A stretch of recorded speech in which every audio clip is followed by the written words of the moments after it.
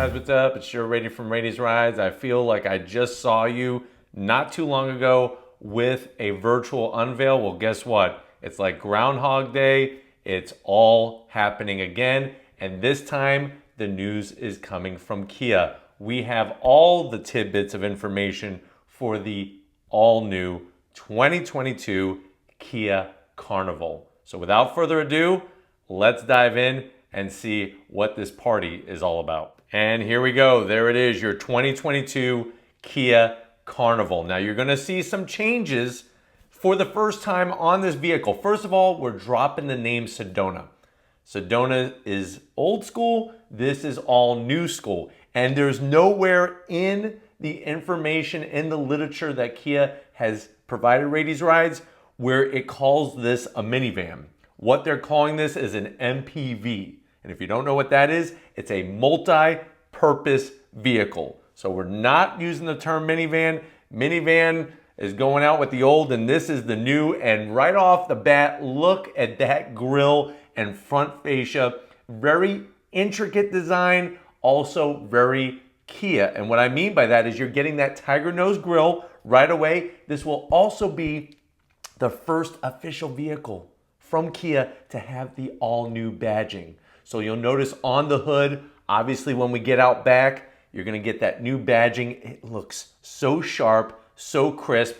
And if you're also saying to yourself, well, Joe, I'm seeing some things that remind me of a Telluride, remind me of a Sorento. Well, it should not surprise you because all of the design work took place right here in the United States at that California studio where the Kia designers and masterminds create these beautiful forms of four-wheel art. And it's crazy to think to use the word art when referring to SUVs and this MPV. I almost said it. I almost said minivan. It's interesting because when I was looking at the B-roll footage that Kia has provided us for this virtual unveil and the photos, I thought it was an SUV. I thought there was a mistake that they decided to get rid of the Sedona and just have another SUV. But guess what? I was wrong. But what I am right about is that this does not look like anything before it. And I think it's so smart to drop that minivan word, call it an MPV, because you're getting that rugged, blocky styling that is becoming popular once again. You know, everything was rounded like a jelly bean in the late 90s, early 2000s. This definitely has a nice muscular structure and feel. Now, since we're talking about the structure, this sits on the new N3 platform. You might have heard me mention the N3 platform. The new Sorento and the Kia K5 both sit on that same chassis platform. What that means is you're going to get a nice light Carnival. You're also going to be getting a stronger structure for that Carnival to be on. So, interesting name choice.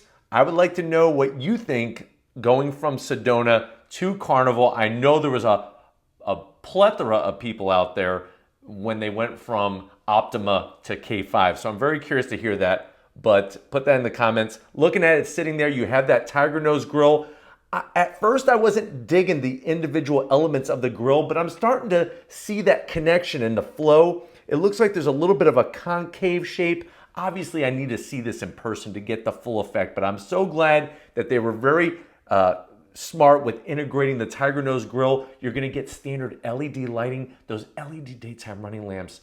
And it's interesting, I was actually thinking about this when I was looking over the B-roll footage before I showed up to bring this to you. I was saying to myself, wow, a lot of these manufacturers are getting really creative with their LED daytime running lamps. It used to be that they were just inside the headlight housing and that was it. It's nice to see it spill out all over the place. You have those simulated skid plates up front. That gives it that extra rugged look, separates it from the rest of those other vehicles that we're calling the minivans that obviously would be like the new Sienna, the Honda Odyssey, and of course the granddaddy of them all, the vehicles from Chrysler and Dodge. Now, out back, look at that. They listened. They took that rear glass wiper, tucked it up nice and high. I'm actually digging the Carnival script, the way that they did the badging.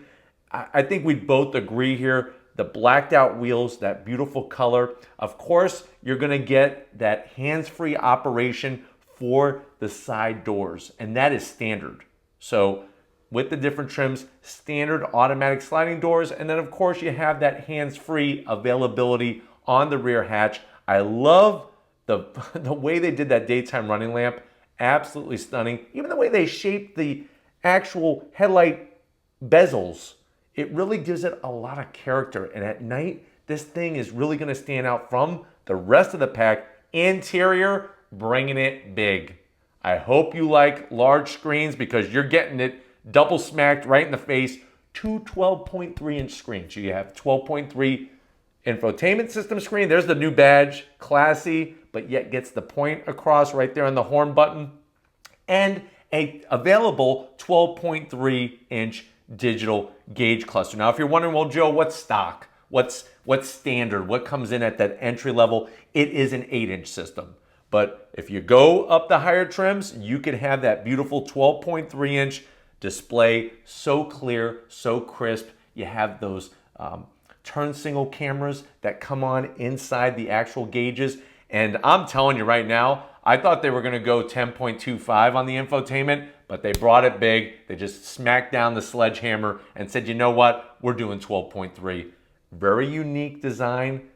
You could see the connection to maybe a German Euro brand, which I won't mention the name, but I definitely see it in how they did the infotainment and the gauge cluster together. You have your navigation, Apple CarPlay, Android Auto. Now the bad news, the zonk, is just like with some of the other Kia models, when you go with the larger screen, you don't have wireless Apple CarPlay nor wireless Android Auto. So that's a little bit of a bummer, getting the bigger screen, but you lose the wireless Apple CarPlay and Android Auto. But the good news is you're still getting Apple CarPlay and Android Auto. So don't write a bunch of complaint letters to me or to Kia or anybody else. I guess you can, but that's up to you. Now, speaking more about what's going on to the interior, you're going to obviously have wireless charging. I really love the way they do the trim there. Instead of doing faux carbon fiber or just gloss black, it's nice to bring in some other design elements. When it comes to heated and ventilated seats, guess what? Kia takes care of you.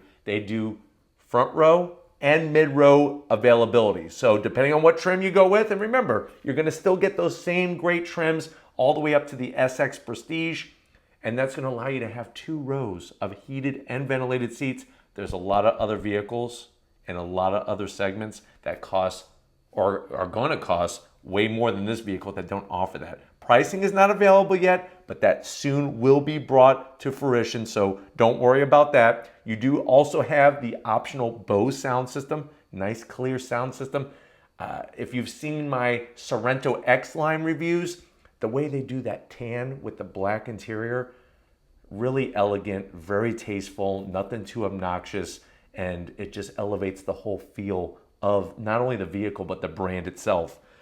You get up to 9, as you can see, those USB right on cue, the USBs right on the back of the front row seats. You're gonna have up to 9 USBs, two home power sources in this. And then what you're noticing there is you have the availability of rear seat entertainment.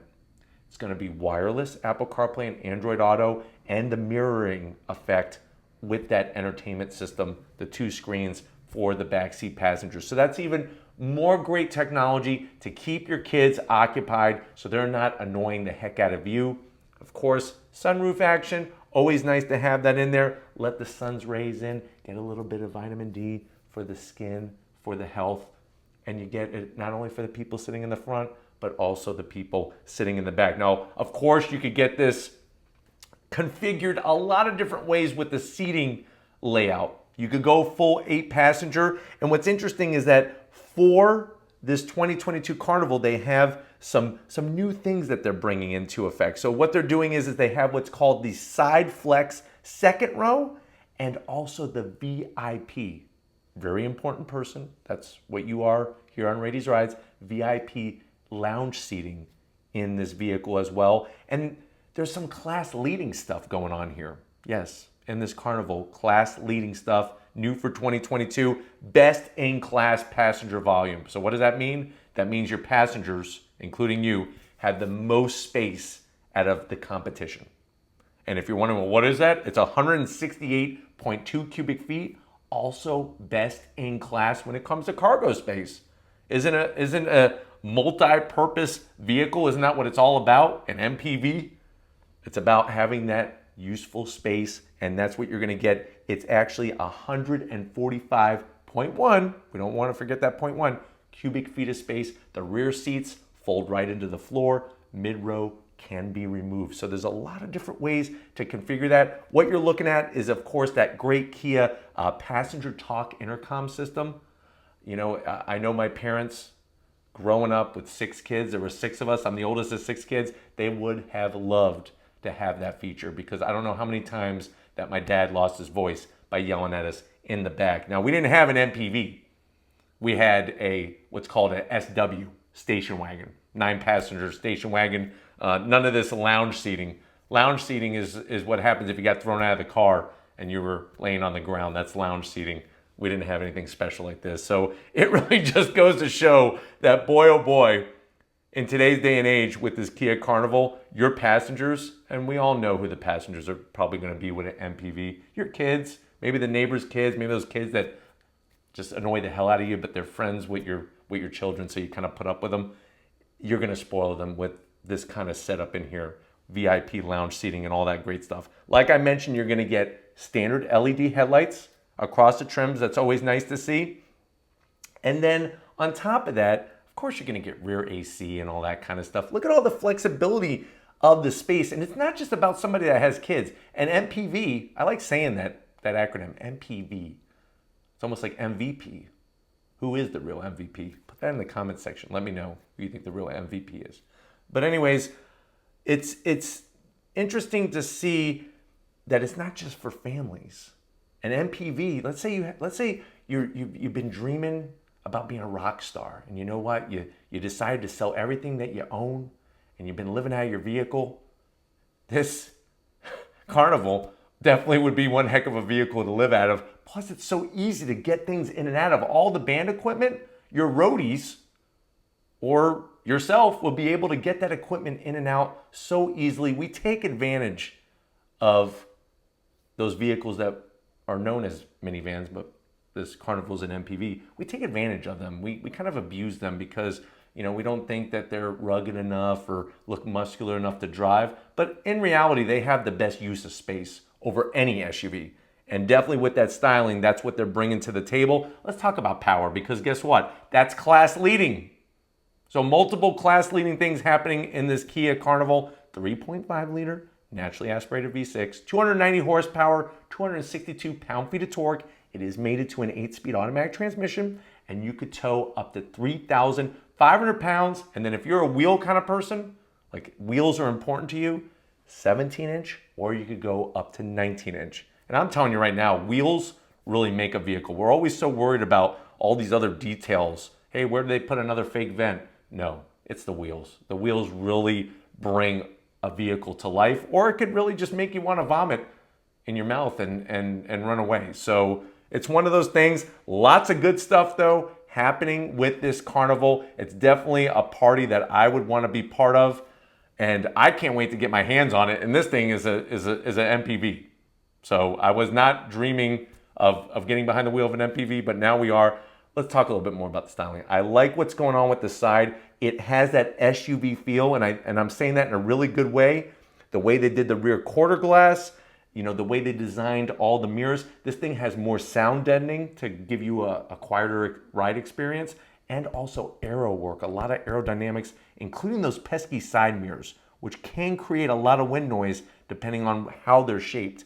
But really think the styling blends in nicely with the Telluride, with the Sorento. Very exciting news. So glad that we could bring it to you here on Rady's Rides.